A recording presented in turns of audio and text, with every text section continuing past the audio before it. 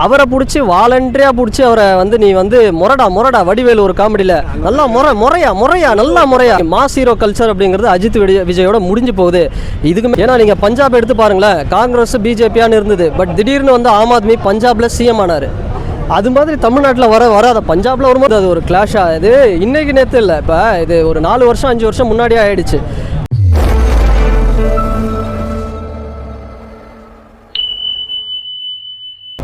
படம் எப்போ வந்தாலுமே அது ஸ்பெஷல் தான் ப்ரோ. 1000 crore கண்டிப்பாக கலெக்ஷன் பண்ணோம். பட் லேட்டாக வந்தாலும் படம் பிரச்சனை இல்லை. அவருக்காக கூட்டம் இருக்குது சாலிடான. ஏன்னா அவர் ஒரு ஆக்டர்னால் பரவாயில்ல, அவருக்குன்னு தொண்டர் கூட்டம் இருக்குல்ல, தொண்டர் படைபலம். இப்போ அதுக்குள்ளே வந்து மற்ற கட்சிகள் கூட்டணியெலாம் அனௌன்ஸ் பண்ணிட்டாங்கன்னா அது இன்னும் ஒரு ப்ளஸ் ஆகிடும் அவருக்கு. ஆல்ரெடி பாருங்கள் காங்கிரஸ் ரெடியாக இருக்காங்க. அதனால் வந்து பிரச்சனையே இல்லை, வரட்டும். எப்போ வந்தாலும் செலிப்ரேஷன் தான். ஓகே, இப்போ தீர்ப்பு வந்தாலும் திரும்ப மேல்முறையீடு போய் திரும்ப தள்ளி போடுற மாதிரி எல்லாம் சொல்லிட்டு இருக்காங்க. அது உண்மையாகுமா இல்லை திரும்ப வரும்? அதாவது எப்போ வேணால் வரட்டும் ப்ரோ, அது பிரச்சனையே கிடையாது. அதாவது 2011 பவன் கல்யாணுக்கு இப்படி தான் பண்ணாங்க. அங்கே இருக்கக்கூடிய டிடிபி பார்ட்டியாக இருக்கட்டும், இல்லை ஒய்எஸ்ஆர் காங்கிரஸ் அந்த பார்ட்டியாக இருக்கட்டும், எல்லா பார்ட்டியுமே இப்படி தான் ஒரு ப்ரெஷரை வந்து கொடுத்தாங்க. இன்றைக்கி பவன் கல்யாண் வந்து டெப்டி சிஎம் ஆகிட்டார், ஒரு பெரிய லெவலில் இருக்கார். இதே ப்ரெஷரு அதான் இப்போ ஒரு மீம்ஸ் கூட வந்துட்டுருக்கு. உலகம் சுற்றும் வாலிபன் படம் வந்து வந்ததுக்கப்புறம் அந்த டைமில் எம்ஜிஆர் அவருக்கு வந்து இப்படி தான் ஒரு ப்ரெஷர் கொடுத்தாங்க. பட் இப்போ பார்த்தோம்னா அடுத்த எலெக்ஷனில் எம்ஜிஆர் சிஎம் ஆகிட்டாருன்னு சொன்னாங்களே, அப்படி தான் இதை நம்ம பார்க்கணும். அவ்வளோதான், ஒரே எலெக்ஷனில் வர முடியாதுலாம் சொல்லவே முடியாது. ஏன்னா நீங்கள் பஞ்சாப் எடுத்து பாருங்களேன், காங்கிரஸ் பிஜேபியான்னு இருந்தது. பட் திடீர்னு வந்து ஆம் ஆத்மி பஞ்சாபில் சிஎம் ஆனார். அது மாதிரி தமிழ்நாட்டில் வராத பஞ்சாபில் வரும்போது தமிழ்நாட்டில் வராதா? கண்டிப்பாக வரும். ஸோ தமிழக மக்கள் வந்து அவர் கூட தான் இருக்காங்க. அதனால் எந்த ப்ராப்ளமும் இல்லை. எப்போ வேணால் வரட்டும், எப்போ வந்தாலும் 1000 crore கன்ஃபார்ம். ஓகே, இப்போ பராசக்தி வெர்சஸ் ஜனநாயகம் அந்த கிளாஷ்காக தான் அவங்க இப்படி பண்ணுறாங்களா இல்லை? ஆமாம்மா, இல்லை பராசக்தி வெர்சஸ் ஜனநாயகன் கிளாஷ் தான். எப்போ வந்தாலும் வந்து அது ஒரு கிளாஷ் ஆகுது. இன்னைக்கு நேற்று இல்லை, இப்போ இது ஒரு 4 வருஷம் 5 வருஷம் முன்னாடியே ஆயிடுச்சு. உதயநிதி ஸ்டாலின் சாருக்கும் விஜய் சாருக்கும் இருக்கக்கூடிய ஒரு இதுதான். அது சினிமாவில் தான் ஆரம்பிச்சது. அதை வந்து அப்போவே காம்ப்ரமைஸ் பண்ணியிருந்தாலே விஜய் சார் வந்து 2031 ஒரு சிஎம் கேண்டிடேட்டாக வந்திருப்பார். இவங்க இவ்வளோ ப்ரெஷர் பண்ணதுனால தான் இப்போ 2026 நான் வரேன்னு இவ்வளோ ஃபாஸ்ட்டாக அவர் வந்ததுக்கு காரணம். அதெல்லாம் வந்து ஒரு இதனால் என்ன ஆக போகுது? ஒன்றும் ஒரு லாஸ்ட்டு படம் விட்டுட்டு போனால் என்ன, எல்லோரும் வந்து என்ன ஜாலியாக கொண்டாடிட்டு போக போகிறாங்க. அது இல்லாமல் இவர் படத்தை இன்னொன்று சிவகார்த்திகேயன் அவரை வந்து போட்டியாக கொண்டு வராங்க. மதராசி படம் எத்தனை 70 கோடி லாஸ்ன்னு நினைக்கிறேன், ப்ராஃபிட்டே வரல. அவரை கூப்பிட்டு வந்து அவர் காம்படிட்டர்னு போகிற வரவங்களாம் காம்படிட்டர்னா எப்படி விட்டா? வாட்டர் மெலான் ஸ்டார் திவாகரை கூப்பிட்டு வந்து விஜய்க்கு காம்படிட்டர்னு வாங்க போல விட்டா. அது அப்படி தான் போயிட்டுருக்கு. அஜித் சார் மாதிரி சீரியஸாக சொல்கிறேன், அந்த மாதிரி ஒரு நல்ல மனுஷனை உண்மையாகவே கடவுளுங்க. அவர் தன்னோட போட்டி நடிகர், அவர் நினச்சிருந்தா என்ன வேணால் இறங்கி பண்ணலாம். ஆனால் அவர் பாட்டு இருங்க, அவர் எப்பவுமே அப்படி தான், வாழ விடு. நம்ம எனிமையாக இருக்கட்டும், ஃப்ரெண்டாகட்டும், யாராக இருந்தாலும் வாழட்டும். அதனால தான் அந்த மனுஷன் நல்லா இருக்கார். சிவகார்த்திகேயன் திடீர் தளபதினு சொல்லிட்டு இருந்தாங்க, அந்த துப்பாக்கி வாங்கினாங்க. இப்போ திடீர் ஃபேன்ஸ் அவங்களுக்கு எங்கேருந்து வராங்கன்னு தெரியல. எந்த கூட்டம் அவங்களுக்கு சப்போர்ட் பண்ணுறாங்கன்னு நினைக்கிறீங்க? அதிகமாகிற மாதிரி தெரியுது. அது எப்படின்னா, இந்த ஆர்சிபிக்கும் பஞ்சாபுக்கும் மேட்ச் நடக்கும்போது திடீர்னு எல்லாம் ஸ்ரேயாஸ் ஐயர் ஸ்டேட்டஸ் வச்சாங்க. திடீர்னு எதிராக நமக்கு ஃபேனு அப்படிங்கிற மாதிரி ஆகிட்டாங்க. அந்த மாதிரி ஒரு கான்செப்ட் தான் இது. எஸ்கேக்கெலாம் வந்து ஃபேன்ஸ் ரொம்ப கம்மி. சும்மா விஜய் பிடிக்காத எல்லாம் இன்றைக்கி எஸ்கே ஃபேனாக ஆகிட்டாங்க. அதுதான், வேறு எதுவும் இல்லை. பட் எப்போ வந்தாலும் ஜனநாயகன் அடிக்கும் படம், நல்ல ஒரு கலெக்ஷன் பண்ணோம். இப்போ நீங்கள் சிவகார்த்திகேயன் பார்த்தீங்கன்னா அமரன் படத்தப்போ ஒரு குரூப் பேக்ரவுண்ட்லேருந்து சப்போர்ட் பண்ணாங்க. இப்போ பராசக்தி வரும்போது திராவிட குரூப் பின்னாடி சப்போர்ட் பண்ணுற மாதிரி சொல்லிட்டு இருக்காங்க. இது எப்படி பார்க்குறீங்க? அரசியல் கட்சிங்கிறது இல்லை. எஸ்கே வந்து உண்மையாக சொல்கிறேன், நல்ல மனுஷங்க. அவர் வந்து நல்ல ஆக்டர். சீரியஸாக சொல்லணும்னா ஒரு படத்தை சூஸ் பண்ணி நடிக்கிறார். வேலைக்காரன்லேருந்து, டாக்டர்லேருந்து, மாவீரன்லேருந்து, இப்போ லாஸ்ட்டாக வந்த படங்கள் எல்லாமே ஸ்கிரிப்டுக்கு தான் ஒரு இம்பார்ட்டன்ட் தரார். அவருக்கு தெரிஞ்சு போச்சு மாஸ் ஹீரோ கல்ச்சர் அப்படிங்கிறது அஜித் விஜயோட முடிஞ்சு போகுது. இதுக்கு மேலே இந்த மாசை வச்சுக்கிட்டு நம்ம ஒன்றும் பண்ண முடியாதுன்னு அவர் கண்டென்ட் ஓரியன்டாக போயிட்டார். அவரை பிடிச்சி வாலண்டரியாக பிடிச்சி அவரை வந்து நீ வந்து முரடா வடிவேலு ஒரு காமெடியில் நல்லா முறையா நல்லா முறையா அப்படிதான் இருக்கு. பட் அவர் நல்ல மனுஷன். ஏன்னா கஷ்டப்பட்டு வந்திருந்தார். எத்தனையோ பேர் வந்து சினிமா சான்ஸ் கிடைக்காம எந்தெந்த வேறு வேலை போயிட்டாங்க. அவங்க எல்லாரோட வெற்றியாக தான் இன்றைக்கி நிற்கிறாரு. அவரே நினச்சி பார்த்துருக்க மாட்டார் இன்றைக்கி இவ்வளோ பெரிய ஆளாக இருந்திருப்பாருன்னு. அப்படிப்பட்ட ஒரு மனுஷனை ஓகே, ஒன்றும் பிரச்சனை இல்லை. அவரோட இந்த படம்னாலும் அடுத்தடுத்த படங்கள் மக்கள் கொண்டாடுவாங்க. பட் எஸ்கே விஜய் சாருக்கு போட்டியே கிடையாது. இது வந்து ஸ்ட்ரெயிட்டாக சொல்லணும்னா Udhayanidhi Stalin sir versus Vijay sir, இவங்க இந்த போட்டியாக தான் எடுத்துக்கணும். அப்படி தான் போயிட்டுருக்கு. ஸோ பார்க்கலாம். இந்த கிளாஷ்லாம் 234 தொகுதியில் கிளாஷ் இருக்குது. அதில் தான் வந்து பெரிய லெவலில் தெரியும். ஜனநாயகன் வெர்சஸ் பராசக்தி ஒரு பக்கம் இருக்கட்டும். இவர் சவுத் சங்கர் ஒரு இது பேசினார் பார்த்தீங்களா?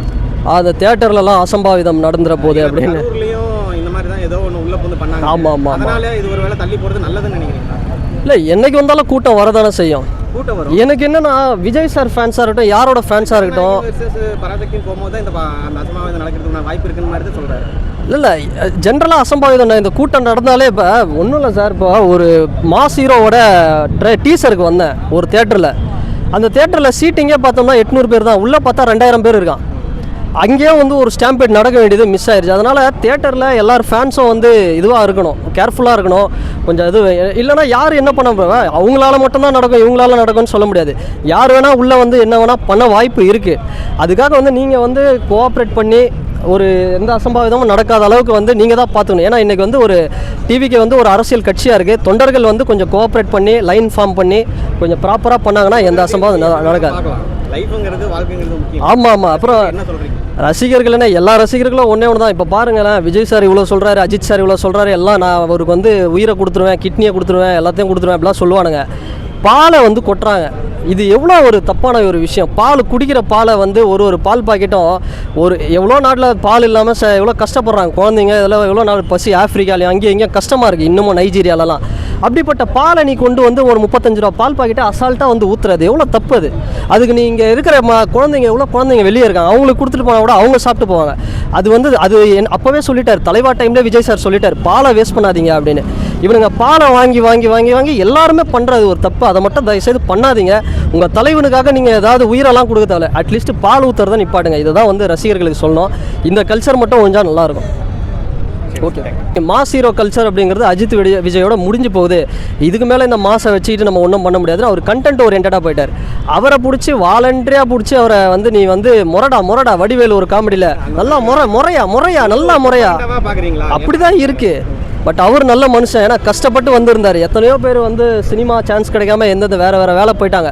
அவங்க எல்லாரோட வெற்றியாக தான் இன்றைக்கி நிற்கிறாரு. அவரே நினச்சி பார்த்துருக்க மாட்டார் இன்றைக்கி இவ்வளோ பெரிய ஆளாக இருந்திருப்பாருன்னு. அப்படிப்பட்ட ஒரு மனுஷனை ஓகே, ஒன்றும் பிரச்சனை இல்லை. அவரோட இந்த படம்னாலும் அடுத்தடுத்த படங்கள் மக்கள் கொண்டாடுவாங்க. பட் எஸ்கே விஜய் சாருக்கு போட்டியே கிடையாது. இது வந்து ஸ்ட்ரெயிட்டாக சொல்லணும்னா Udhayanidhi Stalin sir versus Vijay sir, இவங்க இந்த போட்டியாக தான் எடுத்துக்கணும். அப்படி தான் போயிட்டுருக்கு. ஸோ பார்க்கலாம், இந்த கிளாஷ்லாம் 234 தொகுதியில் கிளாஷ் இருக்குது. அதில் தான் வந்து பெரிய லெவலில் தெரியும். ஜனநாயகன் விசேஷ பராசக்தி ஒரு பக்கம் இருக்கட்டும், இவர் சவுத் சங்கர் ஒரு இது பேசியிருந்தார் பார்த்தீங்களா, அது தியேட்டர்லலாம் அசம்பாவிதம் நடந்துற போது அப்படின்னு. இந்த மாதிரி தான் ஏதோ ஒன்று உள்ள வந்து பண்ணாங்க. ஆமாம் ஆமாம். அதனால இது ஒரு வேளை தள்ளி போகிறது நல்லதுன்னு நினைக்கிறீங்களா? இல்லை என்னைக்கு வந்தாலும் கூட்டம் வரதானே செய்யும். கூட்டம் வரும். எனக்கு என்னன்னா விஜய் சார் ஃபேன்ஸாக இருக்கட்டும், யாரோட ஃபேன்ஸாக இருக்கட்டும், பராசக்தின்னு போகும்போது தான் அந்த அசம்பாவிதம் நடக்கிறதுக்கு வாய்ப்பு இருக்குன்னு மாதிரி தான் சொல்கிறாரு. இல்லை ஜென்ரலாக அசம்பாவிதம் இந்த கூட்டம் நடந்தாலே இப்போ ஒன்றும் இல்லை சார். இப்போ ஒரு மாஸ் ஹீரோவோட டீசருக்கு வந்தேன் ஒரு தேட்டரில். அந்த தேட்டரில் சீட்டிங்கே பார்த்தோம்னா 800 பேர் தான், உள்ளே பார்த்தா 2000 பேர் இருக்கான்.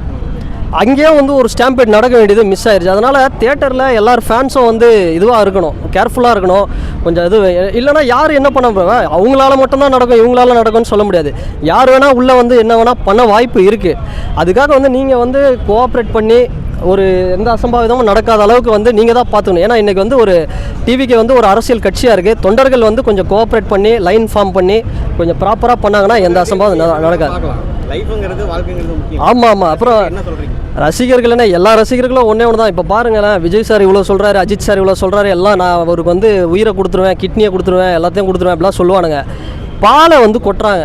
இது எவ்வளோ ஒரு தப்பான ஒரு விஷயம். பால் குடிக்கிற பாலை வந்து ஒரு பால் பாக்கெட்டும் ஒரு எவ்வளோ நாட்டில் பால் இல்லாமல் எவ்வளோ கஷ்டப்படுறாங்க குழந்தைங்க. இதெல்லாம் எவ்வளோ நாள் பசி, ஆஃப்ரிக்காலையும் அங்கேயும் இங்கேயும் கஷ்டமாக இருக்குது, இன்னமும் நைஜீரியாலலாம்.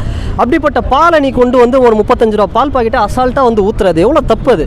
அதுக்கு நீ இங்கே இருக்கிற குழந்தைங்க எவ்வளோ குழந்தைங்க வெளியே இருக்காங்க, அவங்களுக்கு கொடுத்துட்டு போனால் கூட அவங்க சாப்பிட்டு போவாங்க. அது வந்து அது அப்போவே சொல்லிட்டார், தலைவா டைம்லேயே விஜய் சார் சொல்லிட்டார், பாலை வேஸ்ட் பண்ணாதீங்க அப்படின்னு. இவனுங்க பாலை வாங்கி வாங்கி வாங்கி வாங்கி எல்லாருமே பண்ணுறது ஒரு தப்பு. அதை மட்டும் தயவுசெய்து பண்ணாதீங்க. உங்கள் தலைவனுக்காக நீங்கள் ஏதாவது உயிரெல்லாம் கொடுக்க தேவை, அட்லீஸ்ட் பால் ஊற்றுறதை நிப்பாட்டுங்க. இதை தான் வந்து ரசிகர்களுக்கு சொல்லணும். இந்த கல்ச்சர் மட்டும் கொஞ்சம் நல்லாயிருக்கும். ஓகே.